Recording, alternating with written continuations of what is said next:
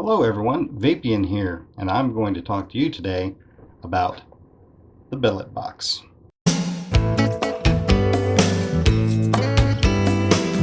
So it's been like a year since I've made a video. There's a lot of reasons for that I won't go into right now, but in that time, a lot of you guys have been showing Vapin' Mailman Blues a lot of love. I appreciate that, so share that link.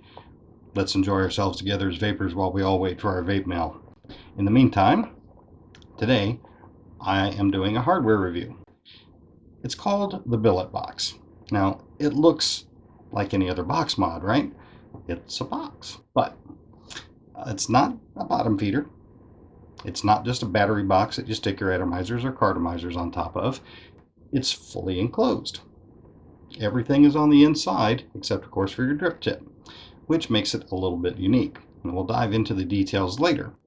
But what's this thing made out of? Well, it's cut out of a billet of T6 tempered 6061 aluminum, or aluminum as we tend to call it here in the United States.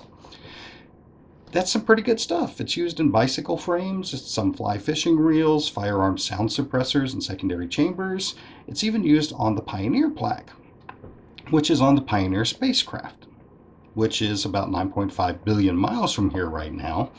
And that plaque has very useful information about humans and the Earth and the location of our sun relative to the center of the galaxy and 14 pulsars, so that when some advanced alien spacefaring race finds it in the future, they can easily find and enslave us. So there's that. But back to the Billet Box. Variable voltage box mod, everything's on the inside, it's made of aluminum. It's time to look under the hood and see what makes the Billet Box different. Let's talk specs. Fully loaded with batteries and the cartomizer tank. 185 grams, or about 6.5 ounces. It is 3 7/16 of an inch tall by 2 1/8 inch wide by 7/8 of an inch thick by my measurements. Those might be off just a little bit. It definitely feels very solid. It feels like it's made out of a solid piece. Nothing jiggles, nothing rattles. It seems to be very well made.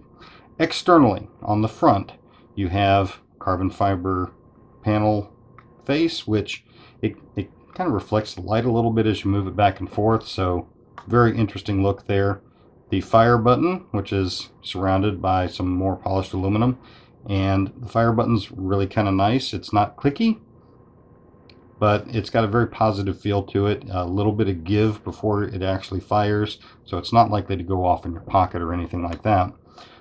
But that's it on the face of this thing. Very simple. Polished aluminum sides. Now you can probably see on mine, I mean, I put it in my pockets with everyday carry, flashlights and coins and things like that. And it's not too badly scratched up, but if you really want to maintain yours, you probably want to make sure you carry it in a pocket or something that doesn't have a bunch of stuff in it. Now this stuff does polish out pretty well, but I just didn't do that because I wanted to show you kind of what one looks like after some typical use. Now one side does have 3 holes into it. Those are cut in there for airflow into the cartomizer area, which I'll show you later.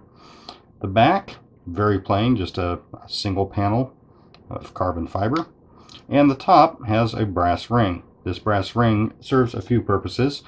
First, it lovingly embraces your favorite drip tip, and it also helps keep the cartomizer tank installed and provides a part of the electrical path for this whole thing. Now to get to the inside, all you have to do is flip it to the back, take your thumb and pull the panel down.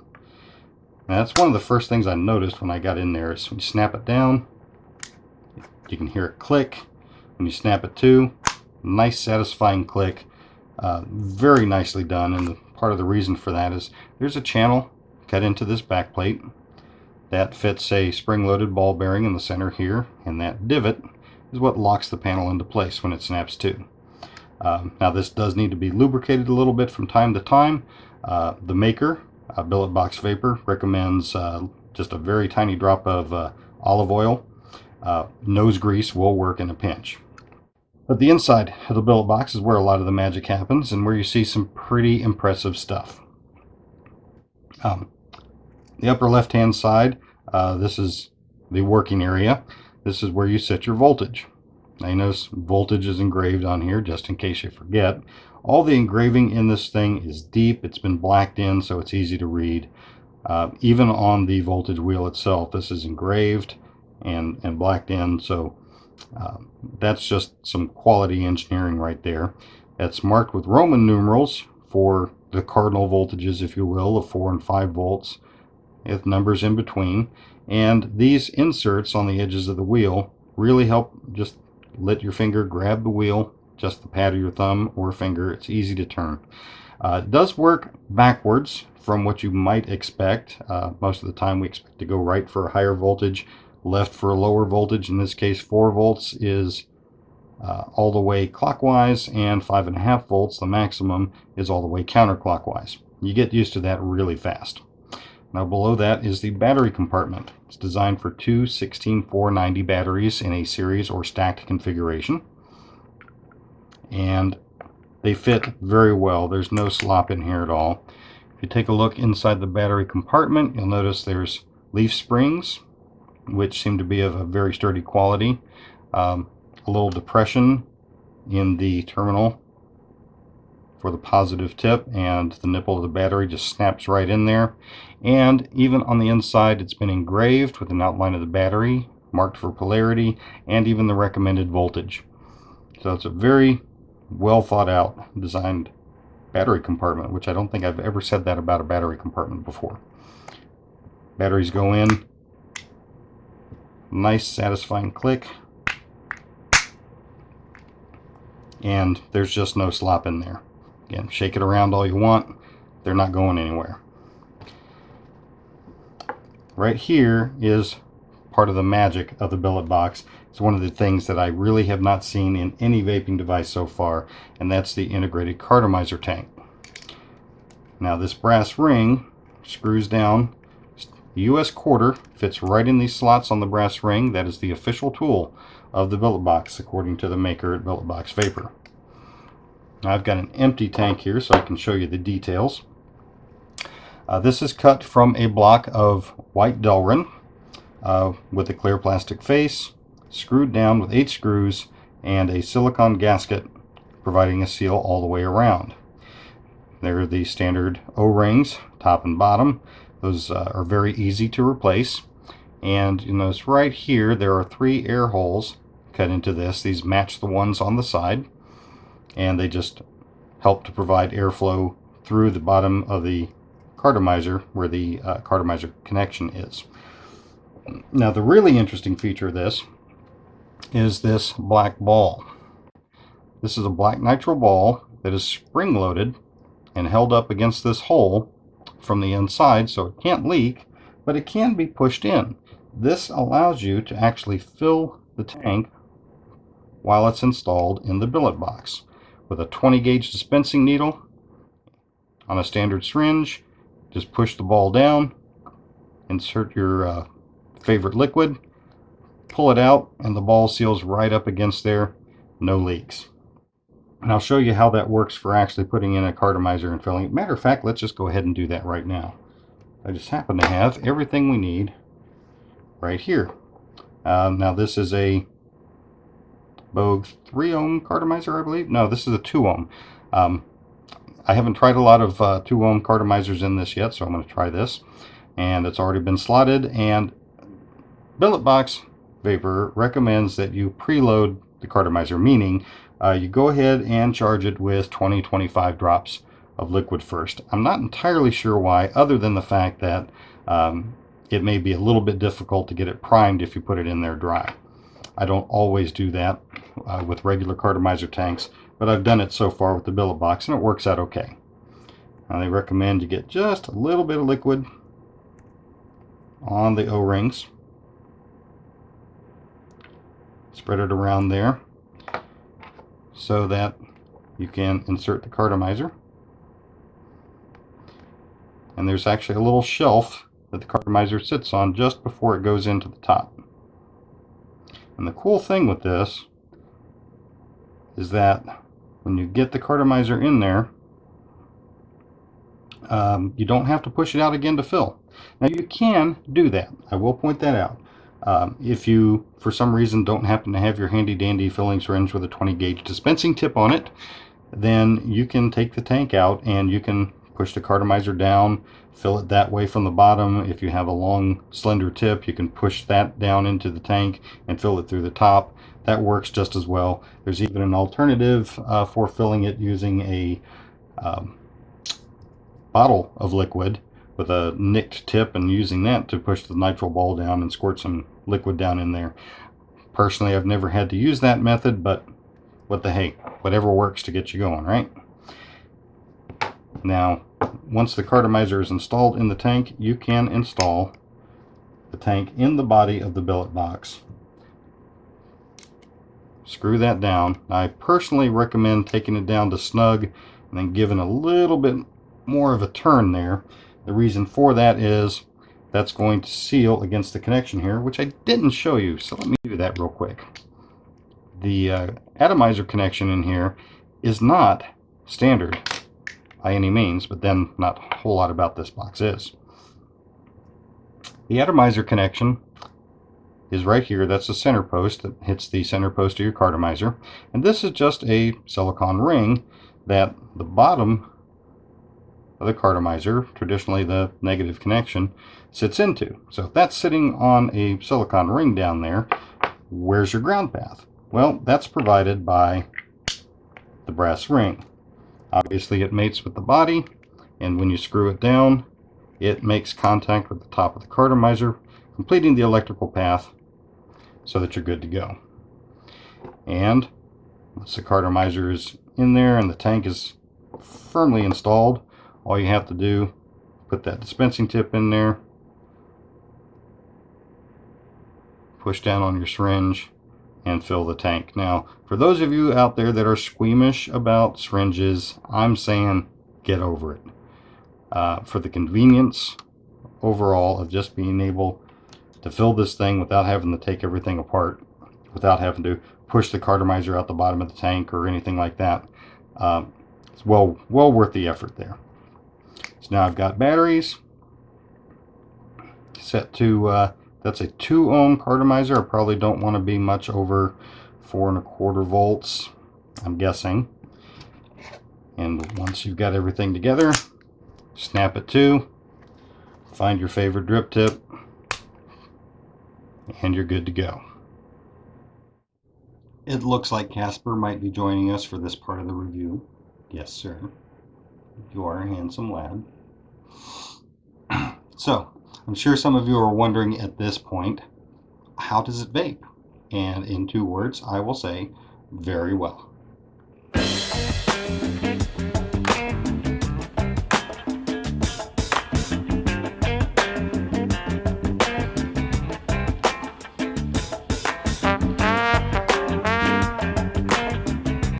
Plenty of vapor, plenty of flavor. Obviously that depends a lot on the cartomizer you're using and what kind of shape your batteries are in, but it's more than satisfying enough for me, as long as I remember to stick with 2 or 3 ohm cartomizers. There you go. Thanks for coming. So let's break this down. Disadvantages and advantages. Disadvantages. First, there's the cost. The Billet Box is not the most expensive mod on the market, but compared to the plethora of inexpensive mods flooding in from overseas right now, it's certainly not the cheapest. Normal price on this is $179 or $199 in a kit with batteries and a charger. Extra tanks are available for $15 a piece. It's not a big battery mod. Probably isn't going to last most people a full day without a spare set of batteries. The voltage range, 4 volts to 5.5 volts, might be considered limiting by those who are into low resistance atomizers or high voltage vaping. And the fact that it uses cartomizers only might be considered a problem for people who are big fans of dripping atomizers or rebuildable atomizers. Now the advantages. It is really difficult, in my mind, to understate the advantages that I have discovered to having just about everything except for the drip tip inside one enclosed box. It's not a tube mod. It's not going to roll off of your desk. If you do drop it, you might scratch it, you might dent it, you might ding it, but you're not going to break it. The tank's on the inside, so if you drop it, you're not going to break your tank. You're not going to snap a cartomizer off in the atomizer connection. If you use a metal drip tip, even that's not going to break. This, in my mind, makes it far more portable, and I'm not concerned about taking it to work, putting it on my workbench. I worry much less having everything in here. The form factor, having it in this particular form factor, makes it much more pocket friendly in my mind than most tube mods. Just about any tube mod I have sticks out of the shirt pocket. The Billet Box, even with this long drip tip, doesn't.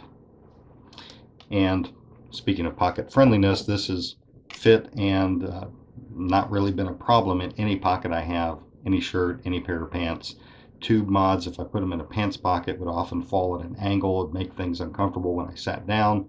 That doesn't happen with the Billet Box. It's even small enough to fit inside the change pocket in my car, which none of my other mods do.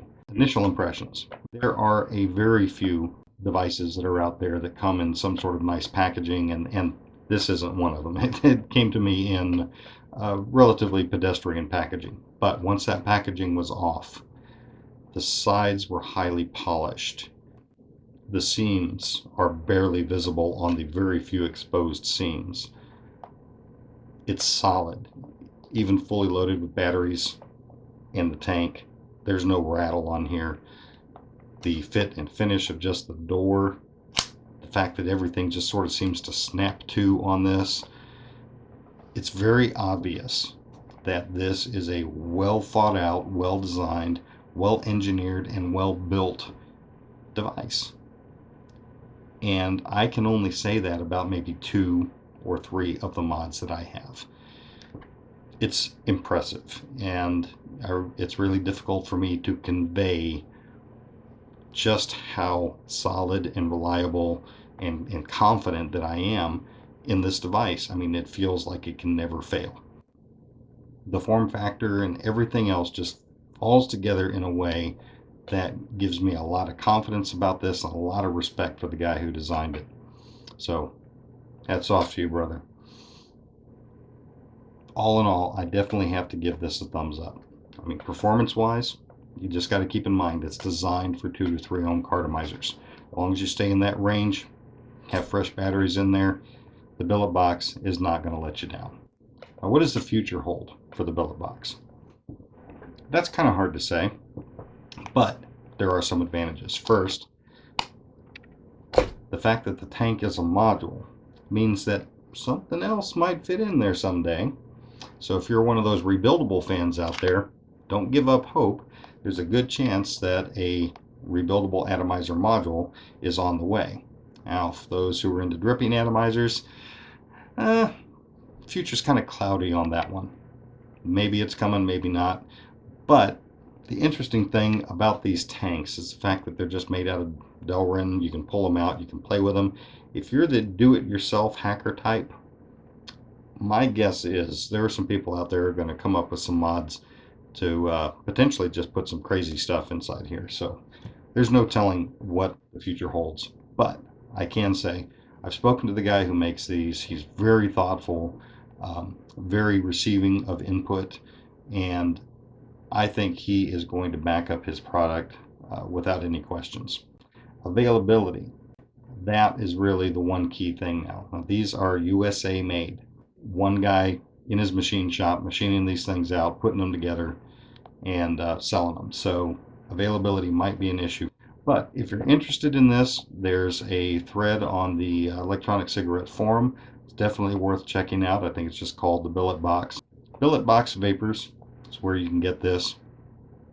Definitely, if you are in the market for an easy to maintain, classy looking, extremely well designed and engineered mod, I think the Billet Box is worth having in your sights as something to pick up when they become available. Well, that's all I have for now. Thanks for watching, and I look forward to making more videos for you later. Take care.